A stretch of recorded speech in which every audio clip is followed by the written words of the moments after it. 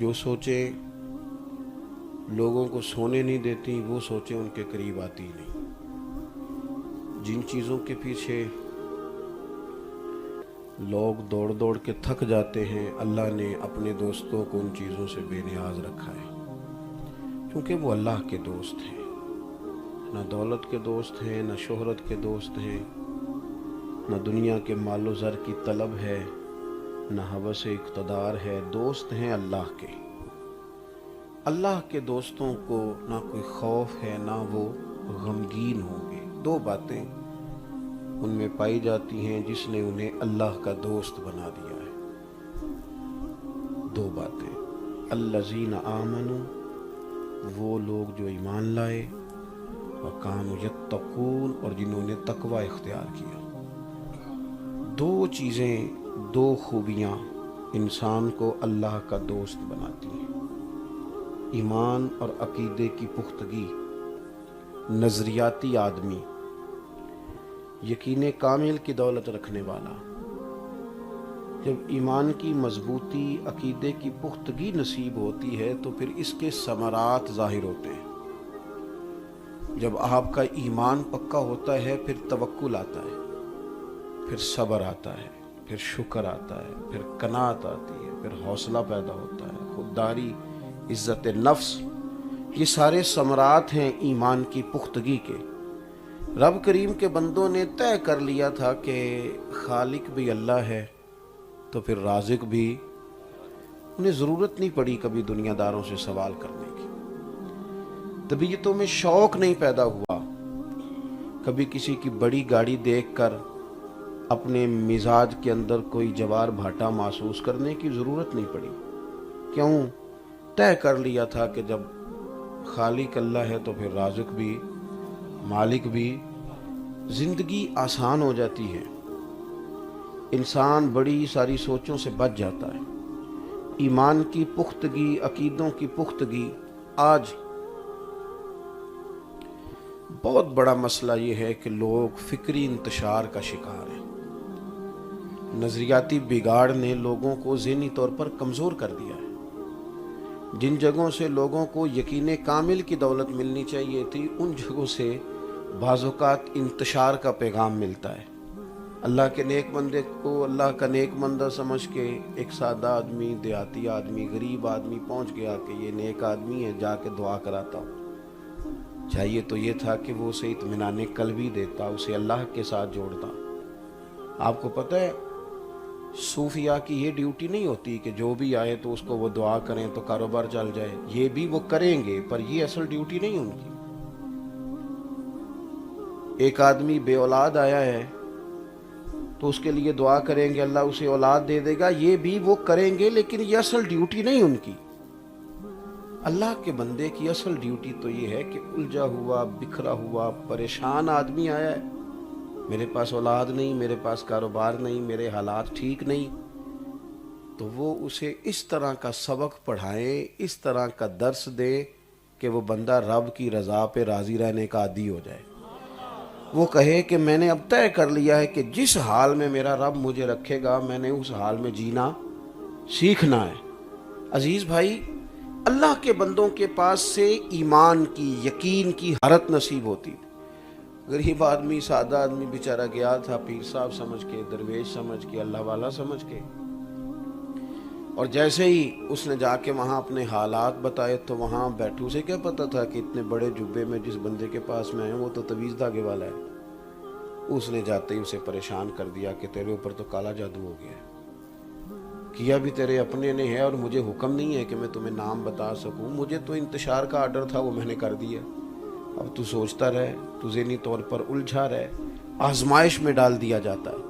याद रखें, अल्लाह के बंदों के पास पुख्तगी ईमान, उनके पास वो कुव्वत जिससे इंसान खड़ा हो जाए, जिससे उसके अंदर हौसला पैदा हो। आप देखें ना, नबी करीम सल्लल्लाहु ताला अलैहि वसल्लम ने सहाबा को यकीन की दौलत दी, इत्मीनान की। आप खड़ा करें किसी आदमी को, कहें आप 300 लोग हैं, 1000 से लड़ना है, किसी भी سوسائٹی میں کسی مہذب معاشرے میں ایک تو یہ ہے کہ میں جوشیلی تقریر کروں، آپ نعرے لگائیں، وہ بات الگ ہے، لیکن ذرا تھوڑا سا اس سے ہٹ کے معروضی حالات کے مطابق آپ کسی سے کہیں کہ بھئی آپ 300 لوگ ہیں، آپ کو تلواریں بھی نہیں دی جائیں گی، پوری زرہیں بھی نہیں دی جائیں گی، اسلحہ بھی نہیں دی جائے گا، سواریاں بھی نہیں دی جائیں گی، آپ 300 لوگوں نے 1000 بندے سے لڑنا ہے، آپ کریں بات آج، کس طرح کر کے لوگ تیار ہوں گے؟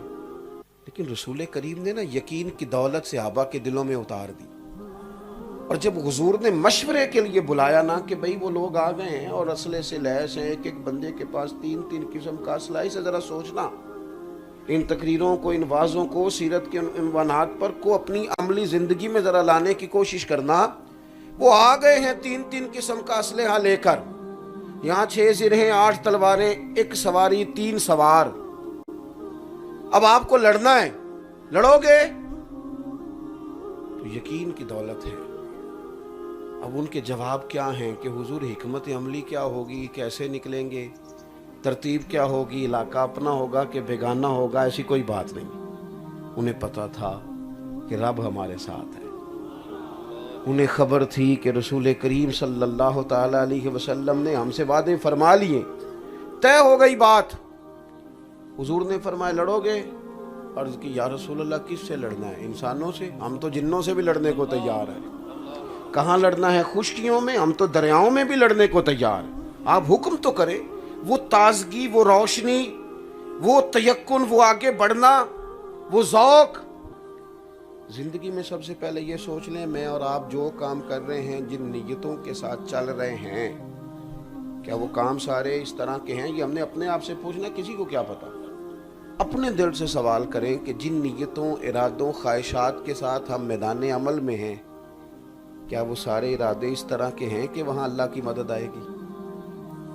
اور اگر وہ ارادے اس طرح کے نہیں ہیں تو پھر کس طرح ہم توقع کرتے ہیں کہ میری نیت جتنی مرضی گڑبڑ ہو، مدد الہی ضرور آنی چاہیے؟ یہ کیسے ہو سکتا ہے؟ تو صحابہ کرام کو وہ دولت یقین، آپ دیکھیں نا نبی پاک علیہ السلام سفر کر رہے ہیں، ایک جگہ آرام فرما ہوئے محبوب، اور صحابہ کرام علیہم رضوان کا یہ طریقہ تھا کہ وہ تھوڑا سا نا ادبن ہٹ کے لیٹتے تھے، تھوڑی سائیڈوں پہ جا کے، سفر تھا، جنگ سے لوٹ رہے تھے، لوگ آرام فرما ہوئے، محبوب کریم نے اپنی تلوار پکڑی، درخت کی ٹہنی سے لٹکائی، حضور لیٹ گئے، ایک کافر آیا، اس نے وہ تلوار اتاری، حضور پر تان لی۔ میں تقریر کر رہا ہوں نا، آپ سن رہے ہیں، لیکن چھت پہ کوئی بھی نہ ہو، رات کو خالی بلی ہو، تو پھر ذرا اندازہ کر لیں کہ مطلب ماحول کیا ہوتا ہے۔ آپ کی گاڑی چل رہی ہے، بند شیشوں میں ہیں آپ، لیکن اچانک سامنے ویرانے میں 2 بندے خالی ہاتھ بھی نظر آ جائیں نا، تو پھر اپنے آپ سے پوچھنا چاہیے کہ اب میرا توکل کیا کہتا ہے۔ اب میری ایک بندہ ایک کی رپورٹیں دیکھ کے، ڈاکٹر نے اس کو رپورٹس دیکھ کے کہہ دیا ہے کہ جناب آپ کی رپورٹس بتاتی ہیں کہ خدا نہ خواستہ 6-8 مہینے کے آپ مہمان ہیں۔ تو کچھ لوگ تو ایسے ہوتے ہیں کہ وہ 6-8 گھنٹے بھی نہیں نکالتے، بات سن کے گئے، اور کچھ کو میں نے دیکھا ہے، وہ کہتے ہیں ڈاکٹر جو تو کہہ رہا ہے اپنے علم کے مطابق کہہ رہا ہے، ہوگا وہ جو میرا رب چاہے گا۔ وہ لوگ زندگی کے کچھ دنوں میں کچھ خوشیاں دیکھ لیتے ہیں، کمزور باتیں کرنا، کچی پکی، اس کچی پکی بات نے نا کچی، یعنی میں آپ سے عرض کروں، سیاستدانوں کا وقار کوئی بھی نہیں خراب کر سکتا تھا، خود کیا انہوں نے، ایک دوسرے کے بارے میں باتیں کر کر کے خود کیا، کسی ادارے کو کوئی بدنام نہیں کر سکتا تھا۔ ہمیشہ خود سے جب لوگ باتیں کرتے ہیں، میں کبھی کبھی اپنے علماء سے نہیں، عوام سے عرض کرتا ہوں، ہمارے لنگر پر کسی کو اعتراض نہیں، لیکن وہ ہم نے خود شغل کے لیے جو 4 باتیں کی تھی، اس نے مذاق بنا دیا ہے۔ کسی اتنی جرت تھی کسی کی ہمارے معاملات پر اعتراض کر سکے؟ لیکن ہم نے خود اس طنزیہ انداز میں اپنے معاملات کا ذکر کرنا شروع کیا کہ لوگوں کے منہ میں جملے تو ہم نے دیے۔ اگر ایک دوسرے کی قدر خود سے کی جاتی تو معاشرہ سب کی قدر کرتا، لوگوں کو احساس ہوتا۔ حضرت مولانا فخر جہاں دہلوی رحمۃ اللہ علیہ، حضرت مولانا فخر جہاں، کیا کہا میں نے؟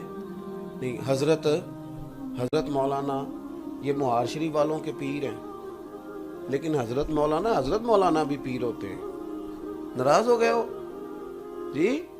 حضرت مولانا بھی، یعنی وہ بیچارہ وہ 40 سال سے نماز پڑھا رہا ہے، لیکن لوگوں کے سوالوں کے جواب ہی دیے جا رہا ہے بیچارہ.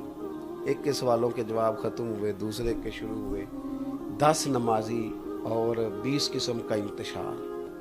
زندگی بیت گئی چھوٹے چھوٹے سوالوں کے جواب دیتے.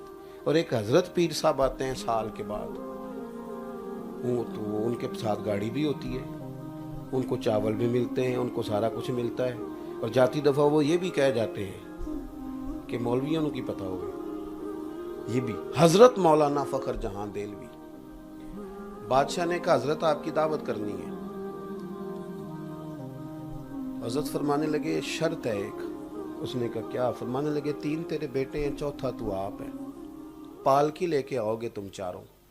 پالکی کا تو پتہ ہے نا، اے ڈولی نہیں سی ہوندی جہدے بعض اوقات بیٹیوں کو دلہنوں کو رخصت کیا جاتا. چاروں، 3 بیٹے 1 باپ، پالکی لے کے آنا. دلی کے ایک کونے میں حضرت مولانا فخر جہاں دہلوی کا گھر تھا، دوسرے کونے میں بادشاہ کا محل تھا. فرمانے لگے مجھے کندھوں پہ اٹھا کے لے کے جانا ہے تم نے. کس نے؟ تہاڈی نہیں گل کردا، نہ تو انہوں کوئی آکھن لگا انج کرو، وہ تو کسی کی بات ہے، اس پہ تو ہاں نہ کرو نا یار. بادشاہ سے کہا کہ بھائی اٹھا کے لے کے جانا ہے، کھانا کھلا کے پھر واپس گھر. ایک میں ہی نہیں ان پہ قربان زمانہ گئے. ایک میں ہی نہیں ان پہ قربان زمانہ گئے. ایک میں ہی نہیں ان پہ قربان زمانہ گئے. ایک میں ہی نہیں ان پہ قربان زمانہ گئے. جو رب 2 عالم کا محبوب یگانہ گئے. جو رب 2 عالم کا محبوب یگانہ گئے. کل پل سے ہمیں جس نے خود پار لگانا گئے. کل پل سے ہمیں جس نے خود پار لگانا گئے. زغرا کا وہ بابا ہے، حسنین کا نانا گئے. ایک میں ہی نہیں ان پہ قربان زمانہ گئے. عزت سے نہ مر جائے